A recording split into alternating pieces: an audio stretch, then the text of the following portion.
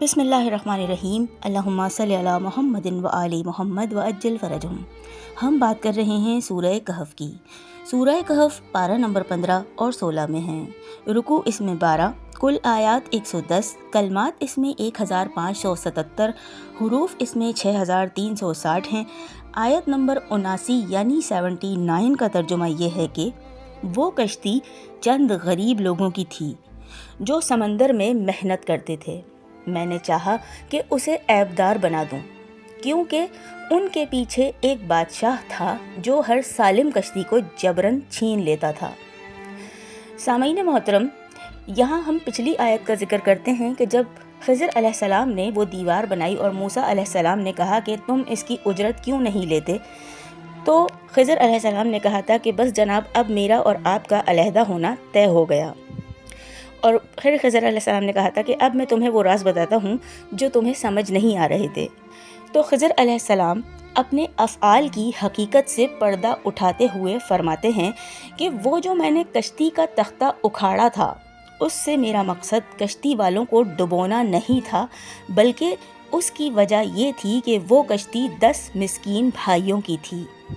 ان میں 5 تو اپاہج تھے جو کچھ نہیں کر سکتے تھے، اور 5 تندرست تھے جو دریا میں کام کرتے تھے، اور اسی پر ان کے روزگار کا دار و مدار تھا۔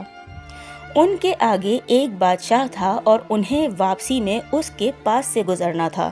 کشتی والوں کو اس کا حال معلوم نہ تھا، اور اس کا طریقہ کار یہ تھا کہ وہ ہر صحیح سلامت کشتی کو زبردستی چھین لیتا تھا، اور اگر عیب دار ہوتی تو چھوڑ دیتا تھا۔ اس لیے میں نے اس کشتی کو عیب دار کر دیا تاکہ وہ ان غریبوں کے لیے بچ جائے۔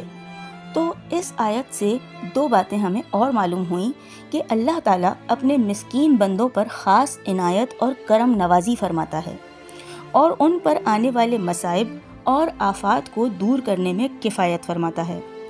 سرکار دو عالم محمد مصطفیٰ صلی اللہ علیہ وآلہ وسلم نے ارشاد فرمایا کہ مسکین لوگ امیروں سے 40 سال پہلے جنت میں داخل ہوں گے۔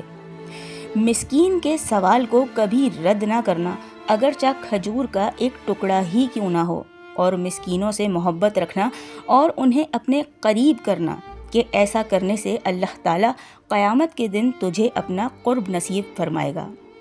اور دوسری بات جو ہمیں سیکھنے کو ملتی ہے وہ یہ ہے کہ بڑے نقصان اور بڑی تکلیف سے بچنے کے لیے چھوٹے نقصان اور چھوٹی تکلیف کو برداشت کر لینا بہتر ہے۔